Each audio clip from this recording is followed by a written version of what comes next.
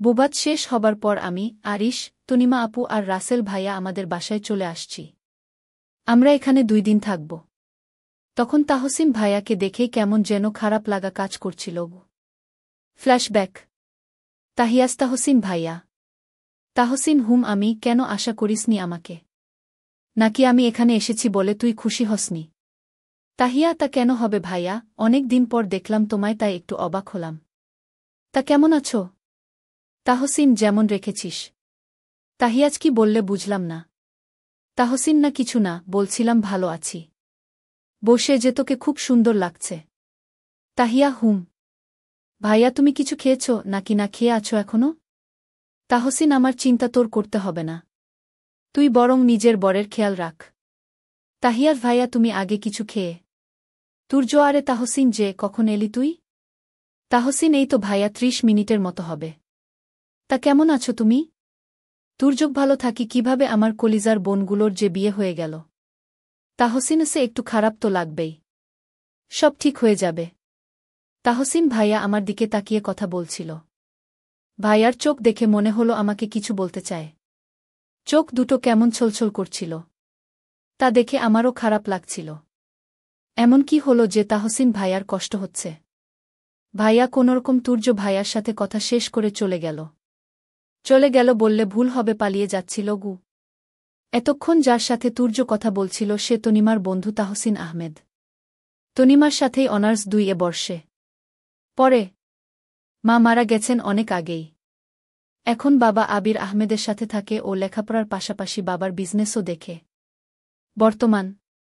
দরজা খোলার আওয়াজে ভাবনা থেকে বেরিয়ে এলাম। দেখি আরিশ ভাইয়া এসেছে। রাসেল রুমে ঢুকে দেখে তনিমা ফ্রেশ হয়ে আয়নার সামনে চুল ঠিক করছে। তার পরনে লাল রঙের শাড়ি। রাসেল তনিমার দিকে এগিয়ে গিয়ে তনিমার চুলে মুখ গুজে দিল আর চুলের ঘ্রাণ নিতে লাগল। রাসেল আমাকে কি বিনা আঘাতে তুমি মেরে ফেলতে চাও? এভাবে লাল শাড়ি পরে খোলা চুলে আমার সামনে আসলে আমি নিজেকে সামলাবো কিভাবে বলতো? তনিমা ছাড়ো আমাকে, ঘুমাবো আমি। বলেই চলে আসতে নিলে রাসেল তনিমার হাত ধরে ফেলে বলে। রাসেল যেন এক ঘোরের মধ্যে আছে। রাসেল আমি আমার কথা রেখেছি, এবার তোমার পালা। সবাই আমাদের মেনে নিয়েছে, এবার তো আমায় কাছে আসতে দিবে। তনিমা তনিমার শরীর কাঁপছে ভয়ে আর গালগুলো লাল হয়ে আছে লজ্জায়। রাসেল আমি তোমাকে খুব ভালোবাসি। তুমিও কি আমাকে সত্যি ভালোবাসো? এই সিরিজের সবগুলো পর্ব দেখতে প্লেলিস্টে ক্লিক করুন প্লিজ।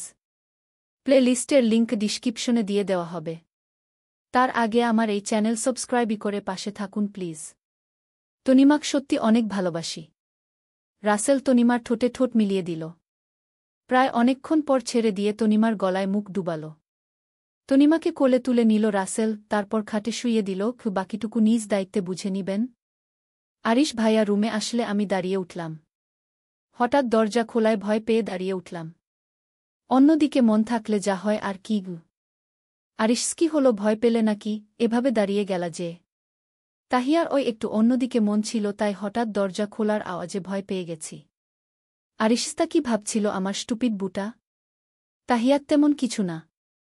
আমি ফ্রেশ হয়ে আসি, অনেক ক্লান্ত লাগছে। আরিশ চোখে যাও কিন্তু। তাহিয়াজ কিন্তু কি? আরিশ এই শাড়িটা পরে আসো। তাহিয়া আমার জন্য। অনেক ধন্যবাদ। গোল্ডেন পাড়ের নীল রঙের শাড়ি দিয়েছে আরিশ তাহিয়াকে। তাহিয়া শাড়ি পরে বের হয়ে আসলো। তাহিয়ায় কেমন লাগছে আমাকে আরিশ ভাইয়া? আরিশ কপরূপ। তাহিয়া তাই? আরিশটা আচ্ছা শোনো, তুমি আমাকে ভাইয়া বলে ডাকো কেন? আমি কি তোমার ভাইয়া হই? তাহিয়া আগে থেকেই তো ভাইয়া ডাকি। তাহলে এখন নতুন করে কি হলো? আরিশ এখন আমাদের বিয়ে হয়ে গেছে। তাই আজ থেকে তুমি আমাকে শুধু আরিশ বলে ডাকবা আর তুমি করে বলবা। মনে থাকবে? তাহিয়া মনে থাকবে। আরিশ একটা কথা জানো? তাহিয়াজ কি কথা? আরিশ আমি তোমাকে সত্যি খুব ভালোবাসি। বলতে পারি নাই, তুমি যদি আমাকে মেনে না নেও তাই। পরে তনিমার সাথে বাবা বিয়ে ঠিক করেছে বলে আর বলা হলো না। তাহিয়া তাহলে বিয়ের পর আমার সাথে এমন করলে কেন? আমি রাতে কত কান্না করেছি জানো? আরিশ জানি তো। তাই তো তুমি ঘুমিয়ে যাবার পর তোমাকে আমার কাছে এনে জড়িয়ে ধরে ঘুমাইছি। তাহিয়াস্তার মানে তুমি আমায় খাটে নিয়ে আসছ, আর আমি ভাবছি আমি হয়তো ঘুমের মধ্যে তোমার কাছে এসে গেছি। আরিশ তাহিয়ার হাত ধরে কাছে এনে জড়িয়ে ধরে। তাহিয়া হঠাৎ ঘটে যাওয়া ঘটনায় অবাক।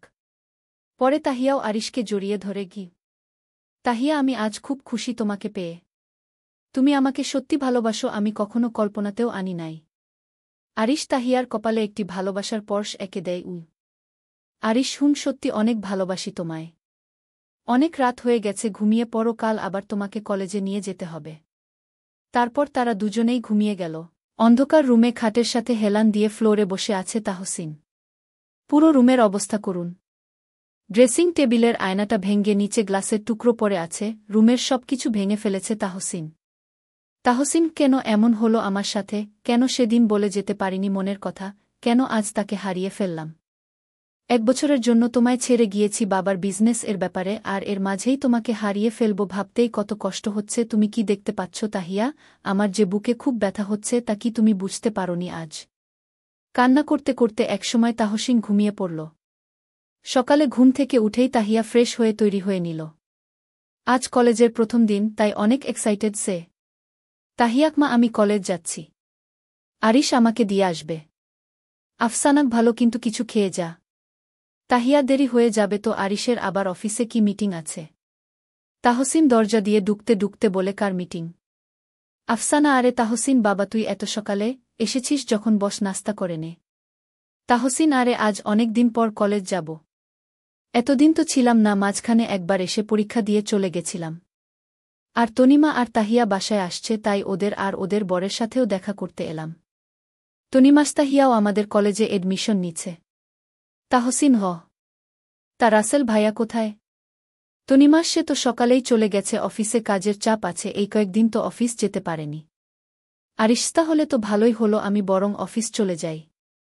তাহসিন, তুমি তাহিয়া আর তনিমাকে তোমার সাথে কলেজ নিয়ে যেও। তনিমাস, সেই ভালো হবে। তারপর আরিশ বের হয়ে গেল।